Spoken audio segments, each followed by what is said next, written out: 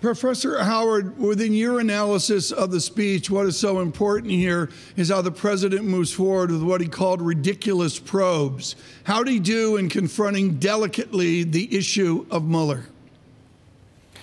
Well, you know, for the first 112 years of the Republic, the State of the Union was written and then handed over to Congress. And nights like last night makes me wonder why we don't return to that arrangement. I mean, it was largely a vacuous speech. It was pretty banal. There was nothing particularly surprising about it. There was that one moment where the president did say that if we wanted legislation to happen in the country, if we wanted to bring the two parties together, then we would need to put an end to partisan investigations. That's a funny phrase, given that Robert Mueller, the special counsel, is a lifelong Republican, given that many of the people working in the special counsel's office have been lifelong Republicans. So clearly that was the one moment where the president wanted to take a jab at the Mueller probe. But otherwise, it was a speech that was very much in the conciliatory mode. He was making a claim that we want to bring the country together. But of course, nothing that the president has done over the course of the past couple of years gives us any indication that he's actually serious about moving on that promise.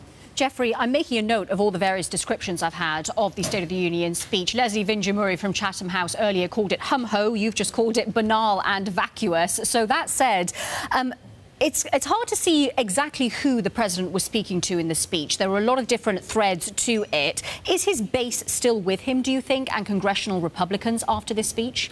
So the recent poll from the Washington Post and ABC shows Trump's base still hovering with him around in the mid-30s. So it's dipped somewhat, but it's very much there with him. And I think the fact that the president painted such a strong connection between illegal immigration and violence, illegal immigration and crime in the streets, I think was a message sent directly to his base, who are very keen to see him do something about undocumented migration, who are very keen to see him build the wall. Now, that kind of strong, acerbic rhetoric on immigration is extremely alienating toward Democrats, and I think dashes the hopes of getting some kind of compromise legislation. And so, in fact, I think increases the likelihood that come a few days from now, Trump will strongly consider either declaring a state of emergency or shutting down the government again in order to continue the fight over the border wall.